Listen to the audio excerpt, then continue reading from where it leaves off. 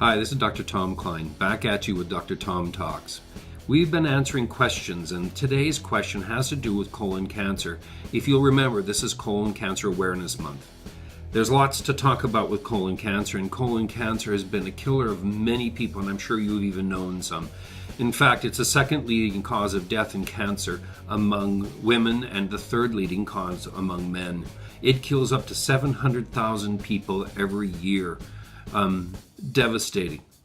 If caught early, it makes a world of difference. So much what's talked about with colon cancer has to do with early detection and finding. In fact, studies have been showing that with the addition of colonoscopy and some of the testing mechanisms, there's been a 2.7% drop in the rate of colon cancer every year for the last decade. So almost a third drop in the risk of colon cancer caused by these things done called screening testing. So colon cancer doesn't usually start in a young age. Most commonly, it's not seen in the 20s, and most commonly even not in the 30s. Though the crazy new thing that's been developing is the emergence of colon cancer in a younger population. So while in the past we never saw it in the 30s, now we're beginning to do so. But for the most part, we're really talking about beyond the age of 50. Polyps take a while to develop, usually not in 2, 3, 4 years, but often 5 and even up to 10 years to develop. And because of that, a screening test, if done intermittently, has a potential to find these and result in the removal before they can ever become a problem.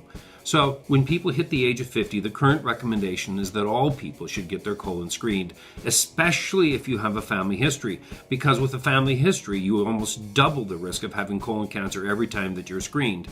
Wichita is a little bit different than some other places. Wichita, Kansas, where I am, has a double the national average risk of colon cancer. In the place that I work, 1 out of every 100 people that we screen has colon cancer. 1 out of every 10 people that we look at has polyps leading towards colon cancer.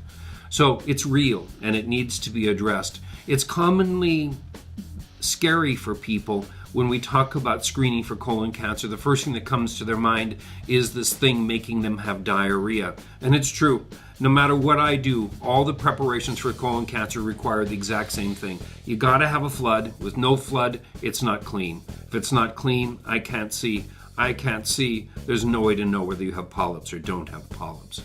But if adequately cleaned, if you take the liquid that's requested, and if done on a regular basis, can almost eliminate the risk for colon cancer. And I say almost eliminate, and that's because not all polyps are slow growing. There are some, like this thing called tubulovillous adenoma, that can develop relatively quickly.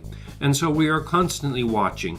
But not everybody requires a colonoscopy. You can do things. There's this thing called a capsule endoscopy. There are stool tests that you can do that look for blood in the stools. You can do more expensive tests called the DNA test, which looks to see if you have cancer. It can't tell you if you're developing it, but it can tell you if you have it right then.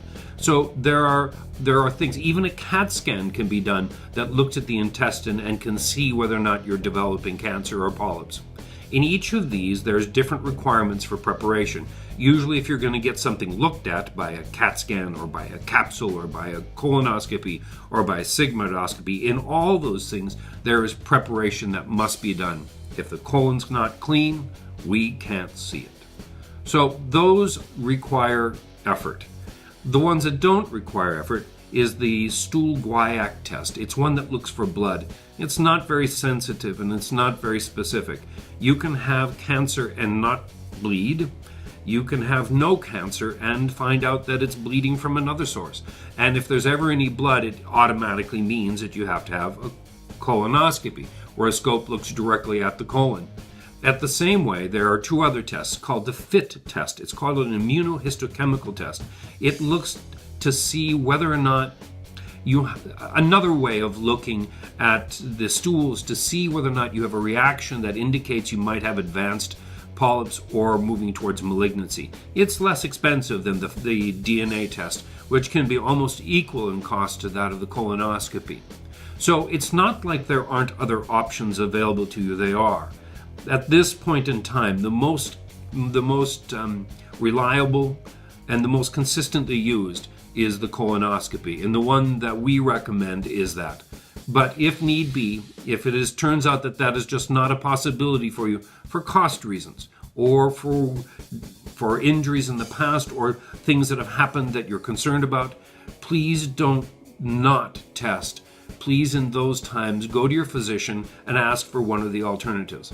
So, going back to review, colon cancer is dangerous. At 700,000 people dying per year, it makes a big difference. At half the number of people dying because of the implementation and screening tests over the last 10 years, it tells you that screening is important.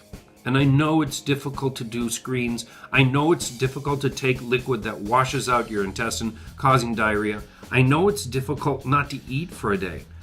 But for those of us that work with colon cancer, I gotta tell you, it's just not even close to what you go through if colon cancer comes your way. There you go. Questions asked, questions answered. Once again, this is Dr. Tom Klein. Have a good day.